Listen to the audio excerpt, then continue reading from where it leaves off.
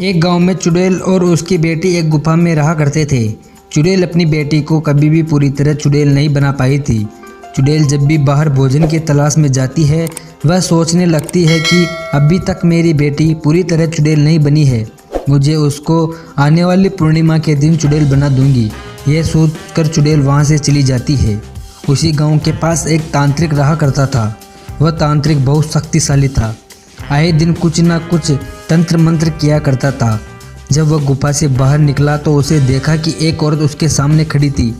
तांत्रिक ने पूछा, कौन हो आप? तब उस महिला ने कहा, प्रणाम महाराज, मुझे एक शक्तिशाली औरत और बना दो।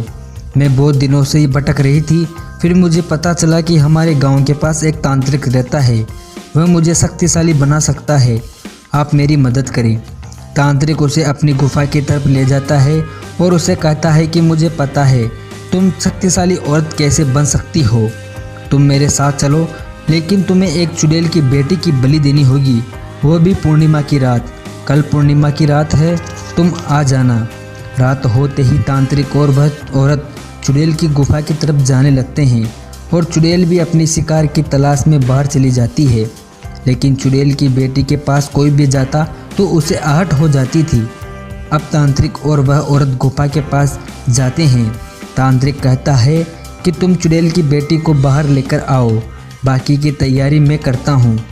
और औरत चुड़ैल की बेटी को लेने के लिए चली जाती है। जैसे ही वह उसके पास पहुँचती है, उसकी बेटी डर जाती है और वह उसकी बेटी को कहती है, घबराओ मत, मैं तुम्हें अच्छे खिलौने दूंगी। उसे वह तांत्रिक के पास ले जाती है और वह तीनों तांत्रिक के गुफा में चले जाते हैं। चुड़ैल अपने शिकार की तलाश में बाहर थी, लेकिन उसे आहट हो गई थी कि अपनी बेटी की जान को खतरा है, मुझे उसके पास पहुंचना होगा। वह गुफा में आती है तो उसकी बेटी उसको नहीं मिलती है, तो वह घबरा जाती है और उसकी बेटी की आहट की तरफ पीछे जाने लगती है।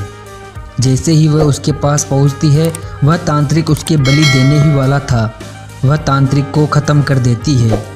ऐसा देखकर वह औरत वहाँ से भाग जाती है।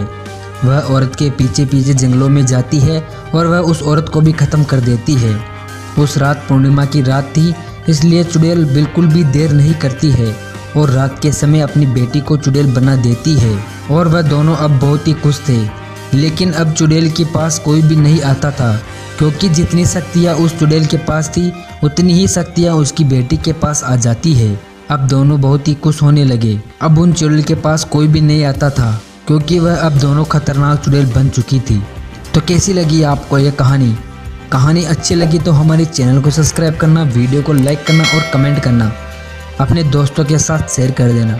मिलते हैं किसी नए वीडियो में किसी नए टॉपिक के साथ। तब तक के लिए बाय बाय।